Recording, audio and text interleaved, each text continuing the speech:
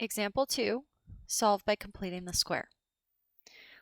Letter A, x squared minus 16x equals negative 15. Now, if we're going to solve by completing the square, we already know how to complete the square and we're going to add a plus blank. But now we have an equation. So, step 1, all variables on one side, constants on the other. So if we take a look at this equation, I have my x squared and my x on the left side of this equation. I have my constant number negative 15 on the right. Number 2, add blanks. So if I'm going to complete the square with x squared minus 16x, I would have to do x squared minus 16x plus blank. But this is equal to negative 15. And when you're solving an equation, you can't just add some random number to the left side of the equation. That's illegal. So if you remember, whatever you do to the left, you also have to do to the right in order to keep your equation balanced. So you add a blank on the left, you add a blank on the right. Step 3, complete the square. So if I'm completing the square, I'm going to come to my b value, which is negative 16. I'm going to cut it in half. That's negative 8. I'm going to circle that, and I'm going to square it. So negative 8 squared is 64.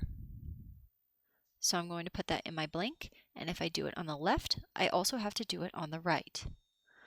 Number 4, factor. So then I'm going to take over here my x squared minus 16x plus 64, and I'm going to factor it just like we did in our previous examples. So x something squared, and then remember that negative 8 drops into place, equals, and then over here we have negative 15 plus 64. You're not doing anything special there. You're just taking negative 15 plus 64, which is 49. Step 5, solve by square root.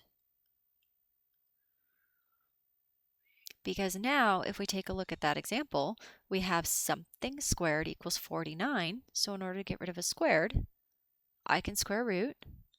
The squared cancels with the square root, which leaves me with x minus 8 equals the square root of 49, which is 7. But also keep in mind that x minus 8 equals the square root of 49, which could be negative 7.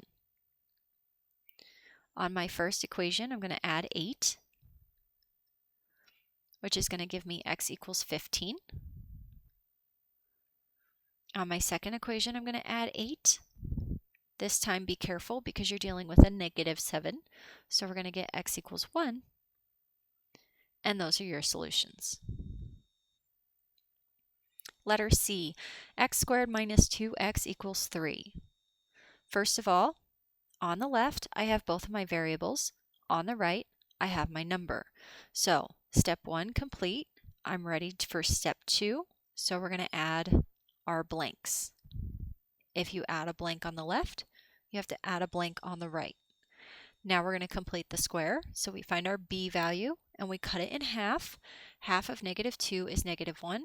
I circle it and then I square it. Negative 1 times negative 1 is positive 1, and that goes in my blanks. Then we factor. So on the left, x, the minus 1 falls into place, squared equals. On the right, we have 3 plus 1, which is 4. At this point, we solve by square root. The squared cancels the square root, and we get x minus 1 equals 2. We also get x minus 1 equals negative 2. We add 1, so x equals 3. We add 1. Be careful because now we have a negative 2. X equals negative 1. Letter B, 2x squared plus 20x minus 8 equals 0. Now, there's a couple problems with this. My first problem is that I have variables on the left along with constants on the left, and I really want to separate the sides. So my step one is I'm going to add 8. That's going to get me 2x squared plus 20x equals 8. Now, before I complete the square, there's still a problem with this, and the problem is right here with my x squared. That's a 2x squared. If I try to complete the square with a 2x squared, this might not work very well, and the reason is because if I have a picture with 1x squared, I can kind of add some bars on the left and add some bars on the right and make it into a square. Well, if I have 2x squared, well, how do I just add some bars and get to, this is like a rectangle. It doesn't work quite as well. So if you remember back to, I think, chapter 3, we kind of discussed that you can't complete the square if the leading coefficient is not 1. So leading coefficient must be 1 in order for you to complete the square.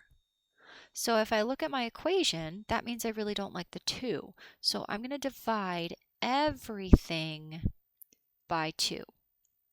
That's going to leave me with x squared plus 10x equals 4. And now I have a leading coefficient of 1, which means now I can complete the square. At this point, we're going to add our blanks. X squared plus 10x plus blank equals 4 plus blank. Find your b value, which is a positive 10. We're going to cut it in half, which is 5. We're going to square that, which is 25. Then I'm going to factor the left side of my equation, which is x plus the positive 5 falls into place, squared, equals 4 plus 25, which is 29. Then I'm going to take the square root of both sides. The squared cancels the square root, and I have x plus 5 equals the square root of 29. Do not convert that into a decimal. Leave it as the square root of 29. And you're also going to have x plus 5 equals negative square root of 29. Then we're going to subtract 5. And watch how I write my answer. X equals. This is the square root of 29 minus 5. I'm going to choose to write the negative 5 first, and then the positive square root of 29 after, and this is your first solution. On the right over here, I'm going to subtract 5 again. X equals. Again, I'm going to write the negative 5 first, and then that's a minus the square root of 29, and that's our second solution. Another way that we could write this to make it a little bit more concise would be x equals. Notice that in both of these answers we have a negative 5, and then this one's a plus and this one's a minus, so we could write plus or minus the square root of 29. I would also accept this if you wrote that as your answer. And the reason I do that is because in the future we're going to have another way of solving where your answer is going to look like this, so I just want you to get used to seeing it. Letter D, 3g squared minus 24g plus 27 equals 0. First of all, I need my variables on one side, I need my numbers on the other, so I'm going to subtract 27. 3g squared minus 24g equals negative 27. Then my leading coefficient is not 1, so I cannot complete the square at the moment. So I'm going to divide everything by 3 so that my leading coefficient can be 1. G squared minus 8g equals negative 9. At this point, we're ready to complete the square, so we're going to add our blanks. g squared minus 8g plus blank equals negative 9 plus blank. Take your b value, cut it in half. Half of negative 8 is negative 4, and then we're going to square that. Negative 4 times negative 4 is positive 16. Factor the left, g, then the negative 4 falls into place, squared, equals negative 9 plus 16, which I believe is 7. And then we're going to solve by square root. Square root on the left, square root on the right. Squared cancels the square root. G minus 4 equals the square root of 7. But don't forget, g minus 4 equals negative square root of 7. On the left, I'm going to add 4. So g equals positive 4, positive square root 7. That's your first solution. Add 4. G equals positive 4, negative square root 7. And you can leave your answer just like that.